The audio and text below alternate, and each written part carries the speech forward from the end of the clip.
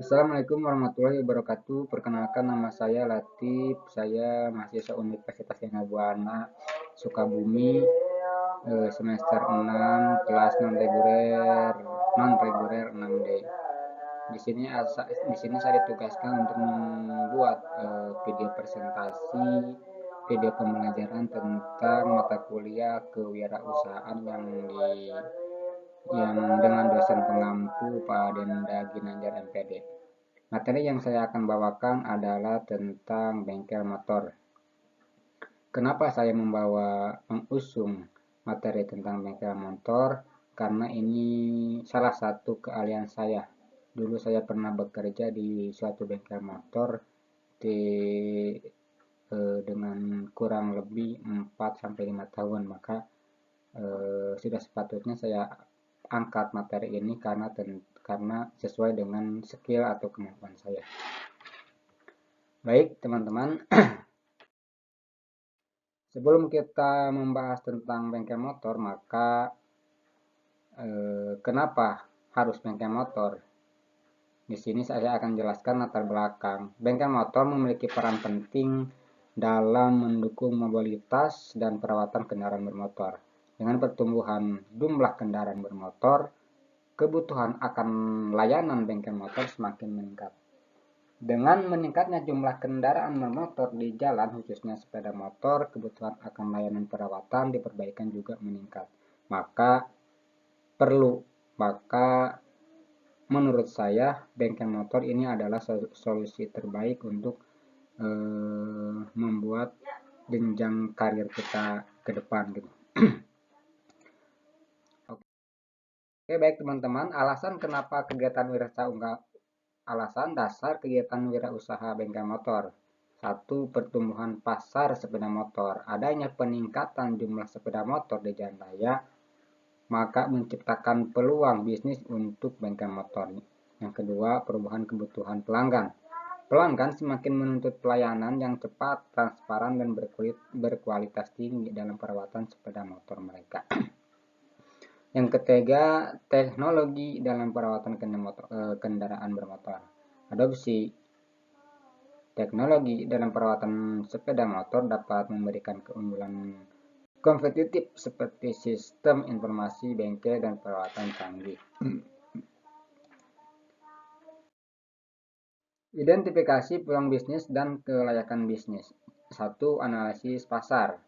Menganalisa kebutuhan dan preferensi pelanggan serta mengevaluasi potensi pasar untuk bengkel motor. Yang kedua, studi kelayakan bisnis. Mengevaluasi aspek finansial, teknis, sosial, dan lingkungan dari pendirian bengkel motor, termasuk estimasi biaya dan proyeksi pendapatan. Yang ketiga, mengidentifikasikan keunggulan bersaing. Mengidentifikasikan faktor-faktor yang dapat menjadi keunggulan bersaing seperti pelayanan cepat, harga yang terjangkau, dan keahlian teknis. Manfaat yang didapatkan atau yang diharapkan dari pembuatan bengkel motor.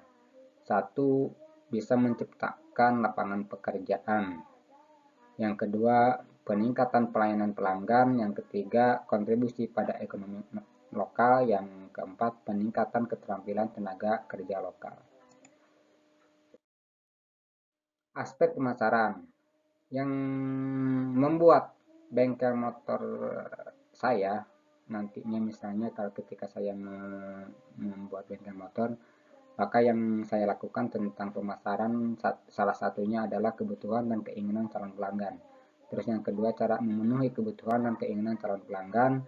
Yang ketiga, strategi pemasaran. Yang keempat, taktik pemasaran, diferensi marketing, mix selling.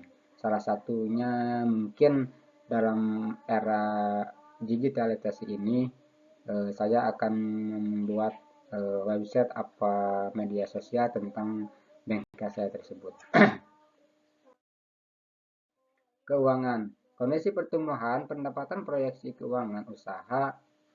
Yang kedua, pertumbuhan kemampuan menghasilkan laba usaha. Yang ketiga, cara memelihara efektivitas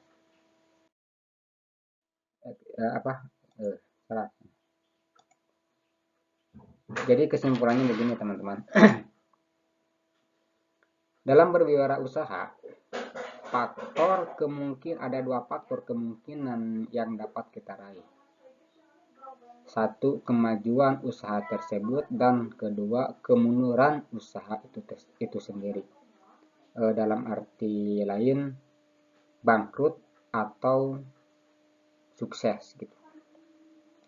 Dua faktor itu akan menjadi dampak, dan mungkin salah satunya adalah tujuan dari mendirikan usaha itu sendiri, yaitu berhasil atau mendapatkan laba yang banyak. Tetapi kedua faktor tersebut adalah buah dari bagaimana cara kita mengelola usaha kita sendiri. Persiapkan mental, persiapkan modal, dan lain-lainnya.